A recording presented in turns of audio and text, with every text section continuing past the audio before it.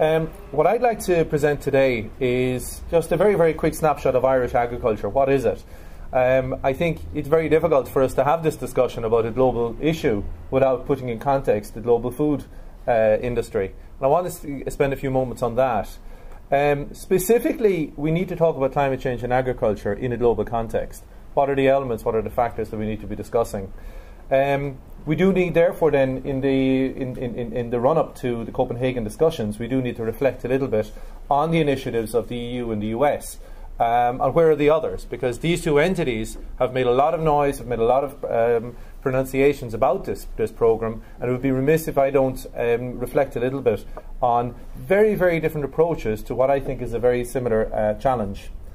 And I then want to talk a little bit about Ireland's unique approach within the food and drink industry, a very unique approach which has been championed, chaired and facilitated by the IEA, and I think it's a project and initiative that's worthy of your support.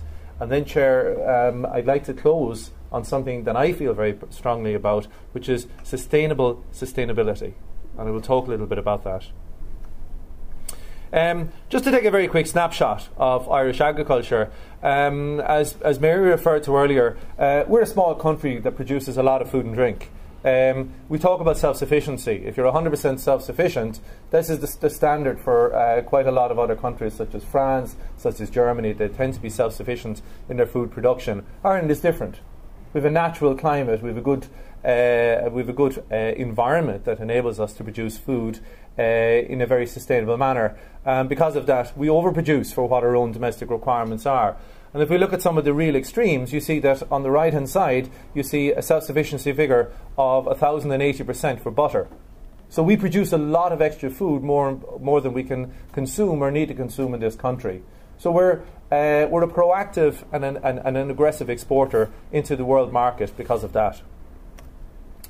Let's look at the value of it, put some numbers on it. You can see there that dairy exports of around €2.5 billion. That's in the region of the value of that industry. That's export oriented, and that's putting out around 84% of everything it's producing into the global markets. Meat, a very, very close second to it, a very, very strong export oriented sector. And for that reason, we probably more so than a lot of other European agricultural states need to be more globally focused in terms of our policy and in terms of our outlook, because that global market is important to us. If we look at where our products go, you see the UK takes around 45% of our output, continental Europe takes around 30% of what we're producing, and the rest of the world takes around 23% of what we're producing. This is the Irish food and drink industry. The important thing that we need to remember is that you're dealing with nature, you're dealing with economy, you're dealing with sustainability. And the output from agriculture is not fixed. It changes over years. And if you look, for instance, at factors such as the change in our livestock numbers, you'll see very quickly, for instance, that while you see a slight decline in cattle numbers, you see a similar slight decline in pig numbers, but you see a sharp decline in sheep numbers. What happens is that as the economy changes and as the market outlook and the prospect changes, you start to see changes in agricultural output. Where you see these significant decreases in output, it reflects and it tends to occur more frequently in the areas of agriculture that are not capital intensive. Sharp decline in sheep numbers, it's not a capital intensive industry. Because the market conditions were not appropriate to sheep production, we've seen a marked decline in output in that sector. The point I'm making in this is that if and when market conditions change, these numbers will change in a country such as Ireland that has a sustainable grass-based agricultural system. And I could be talking about the New Zealand agricultural system here or the Irish agricultural systems. It's the same things that apply. If the economy changes, the output changes, and your numbers are therefore going to fluctuate. I'll come back to this when we're talking about our sustainability measures in a moment. Let's go to the global perspective. And when we talk about global trade, this is the thing that influences food production and food prices. Global commodity markets are such that if there is a change in the global market, the local farmer, be that farmer in Bolivia or in Ireland or in New Zealand, is going to feel the full force of those global forces. So the global market is what's important, because that's the thing that will dictate the prices that are being paid to that farmer. From the World Trade Organization, the world's categorizes very easily into 3 distinct groups. And at any sort of summary classification or categorization of countries, there's always going to be exceptions. Let's stick to the generals for the moment. If we look at, say, developed countries, they tend to be largely categorized. They can be net exporters, such as Ireland, such as New Zealand, net importers for food, such as the UK, or they can be self-sufficient, such as the likes of France. What's important and what's common to all of them is highly developed supply chains. So if supply or demand changes, food can be brought into those countries very, very quickly. Also, there's a very moderate to low growth potential in these countries for food and drink because they're already highly developed industries. If we look at our developing countries, increasingly, they're becoming export orientated because this is the means by which those that invested have sought to retain and to achieve their investments. Be that right, be that wrong, but that is what's happening in these developing countries. For many see these countries as having significant import potential, hence the direction of foreign investment. But there is huge indigenous growth potential in these countries, and this is something that is slowly but surely building. And at the same time, their supply chains are developing. If we go to the less developed countries, such as those that we spoke of earlier, many of these are predominantly import dependent for many of their food products. We're seeing a large agricultural base, but relative to the developed country, it tends to be a less developed and an underdeveloped agricultural base. So when you compare the agricultural models in many of these countries, it's very difficult to draw a parallel to the agricultural systems that we have in the developed countries. In most cases, you do not have developed supply chains. They tend to be poor, and that means that if there's shocks to their system and if there's shortages of product, it's hard to get product in to those zones immediately. And also because of that, that tends to mean that you have very high volatility in those markets. So you will see in countries such as this, you will see high prices swinging to low prices very, very rapidly. That is the nature and the consequence of a supply chain that's not developed. And let's put some facts behind what I'm saying. Let's look at the significant global importers. And I just picked 2 products here. It's the butterfat. We're seeing the significant importers of butterfat, the likes of Asia, CIS, Africa, whole milk powder, the dried powder that's mainly used for reconstitution. Asia taking half the world's whole milk powder imports. Africa, 20% of it. These are significant importers of these products because they're not self-sufficient in these. Who's exporting? We're back into a lot of the developed countries. And when we look at the likes of the EU 27, when you look at the likes of New Zealand and Australia for these dairy products that I've chosen, you can see that there's significant exports coming from these zones. What I want you to focus on, however, is these graphs represent the exports for 2007 and 2008.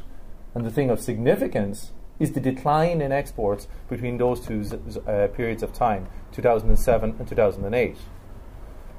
And why is that of relevance? Let's go back to the dynamics of global trade.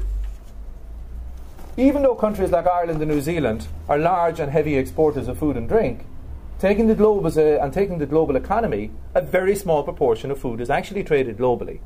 In dairy, our single biggest export from this country, only 7% of world dairy products are exported globally. And what that means is that it means you will have regular supply and demand shocks in that system. And when that happens, you tend to find that it's the global exports that tend to be more susceptible to those shocks. And what happens? The countries that do not have the developed supply chains tend to be the most prone and the most vulnerable to those shocks.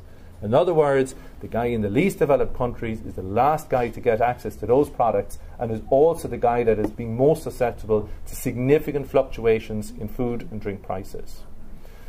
Let's think of the sort of supply and demand shocks that I'm speaking about globally. A couple of years ago, everybody said the sustainable thing for us to do was let's rush into biofuels. In 2007, 1/3 of all US grain was diverted into the use of for the generation of biofuels. What happens? Less than 12 months later, we saw people rioting in the streets of Jakarta because they could not afford the basic prices of goods. The global market for food and drink is very, very delicate. If you do something and impact policy, it has a knock-on effect, and it has a strong ripple effect. And as you go from developed to least developed, countries, the ripple impact increases. And that is something we need to be very, very cognizant of. As a developed country that produces food in a sustainable manner, we have a responsibility that we do not contribute to those shocks, because the people in the vulnerable societies and in the vulnerable economies are the people that we will disenfranchise by those policies. Let's talk specifically about global warming. And I'm taking it from this audience that we're all on the same page. It doesn't matter the percentages and the figures about global warming. I'm taking it that it's a fact. You will not hear about Irish farmers, apart from the odd day of flooding that we've had in Ireland at present. You're not going to hear people talking about floodplains and can we survive agriculture because of climate change. What you do see, we've got a thing called blue tongue. And blue tongue is a disease that's sweeping across Europe. We don't have it yet in Ireland, but it's up in Northern Europe. And it's been carried by a mite that we never saw before. And that mite is surviving in Europe because our temperatures are getting warmer.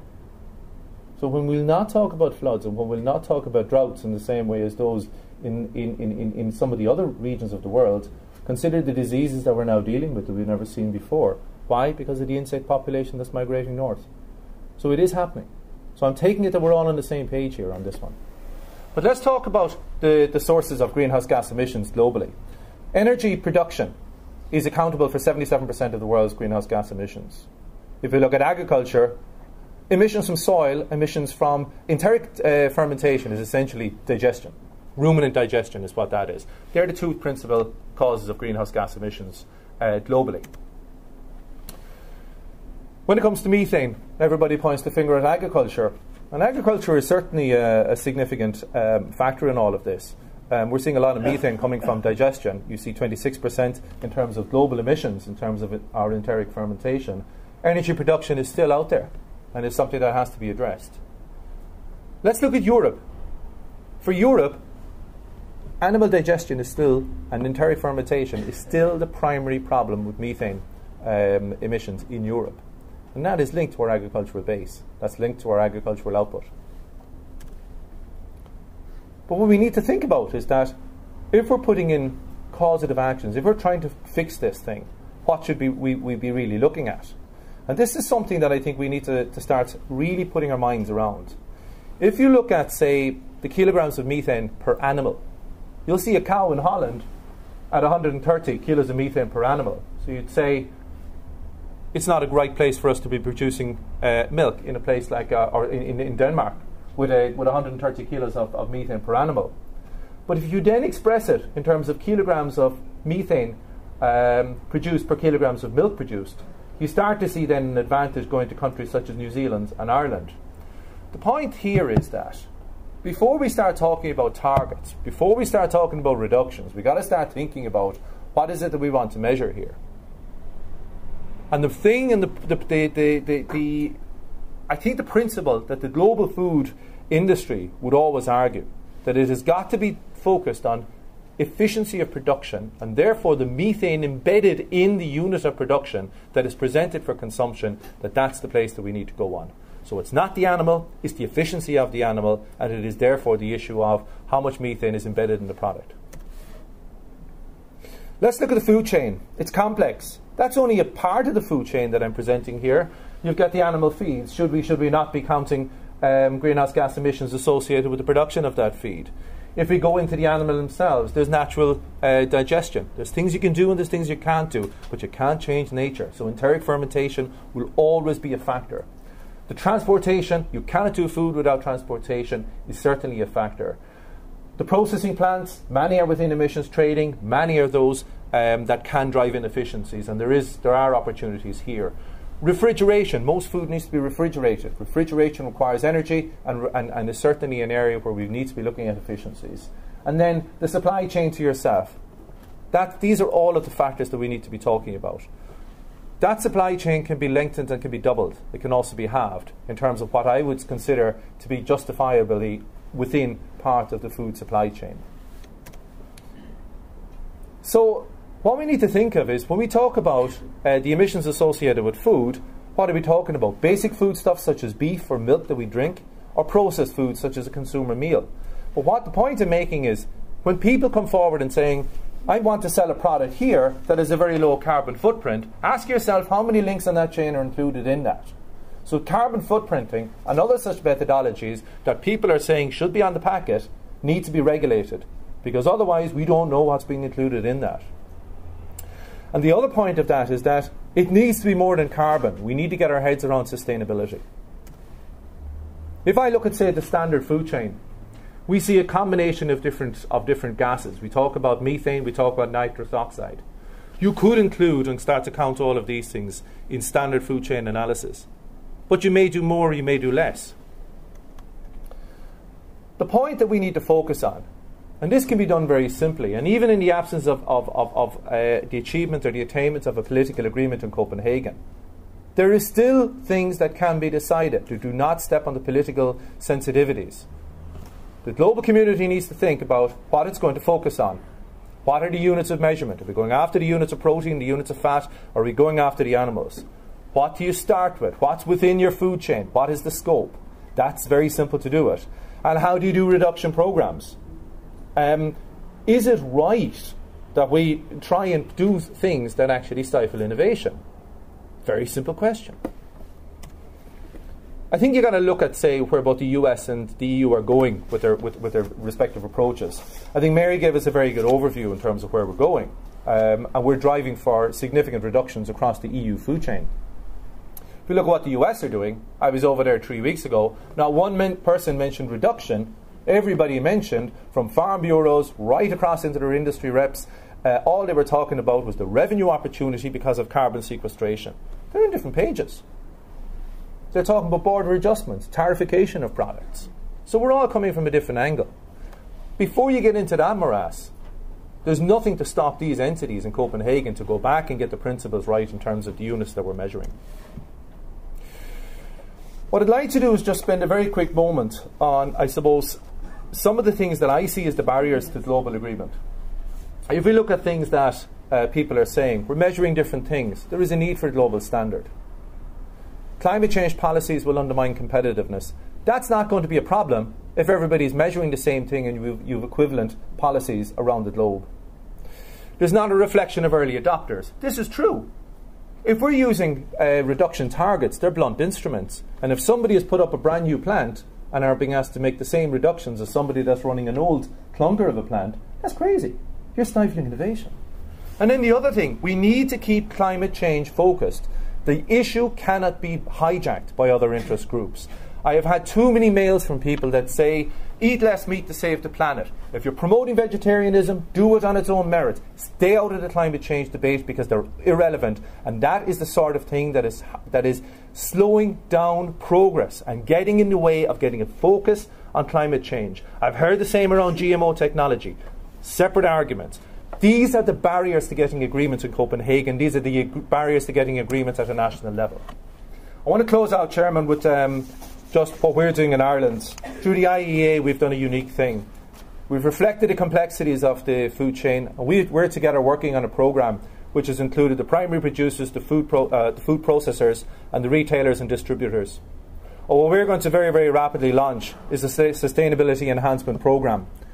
And what that's going to do is to talk about wider areas of sustainability, your environment, societal and economic aspects, all of which are interlinked. We're going to talk about sustainability enhancement across the chain. And our singular objective is to get everybody on the food chain into the programme. It's a principle, it's a documentation of the principles of good practice. And if there is a farmer there and he's saying, I'm not sure what sustainability is, we're going to give him a couple of very, very simple recommendations to say, you do this, you're in the world of sustainability. Once we get everybody in on this page, this is the sort of thing that we can then build on. And I'm asking people here that when we launch this programme on the 3rd of December, this programme merits the support from everybody in this room, because it is a big job to get every farmer, every business, every shipper, every trucker in on this programme. This is worthy of all your support. Finally, sustainability. Our sustainability measures have got to be sustainable in themselves. What we have got to achieve on the food chain is that sustainability must become a given. What do I mean? We do not talk about food safety and market ourselves against food safety in the food chain It's a given. If you're not at that level, you don't sell your products. You cannot supply people unless you're at that level. So you don't talk about it with this new department. You don't have a food safety department. It's a given. Sustainability has got to become like that. That everybody in that company, everybody is in the food production world, is doing sustainability. If you're not doing it, you're not in the business. Until we get to that level, we're not making progress. The technological solutions are required for verification. There is no point in us finding a situation that we have a guy with a factory in one side of the country making reduction emissions, and then finding that there's 3 or 4 people jumping in cars coming across the country to verify what they've done. That's not sustainable. That is not good practice. We need to be clever about how we do it. And that is the final point. The green economy must be sustainable in itself. There is no point in the green economy being built on people that are going out to verify. The green economy has got to be built on wealth generation. And there are huge opportunities here for Ireland Inc. in this area.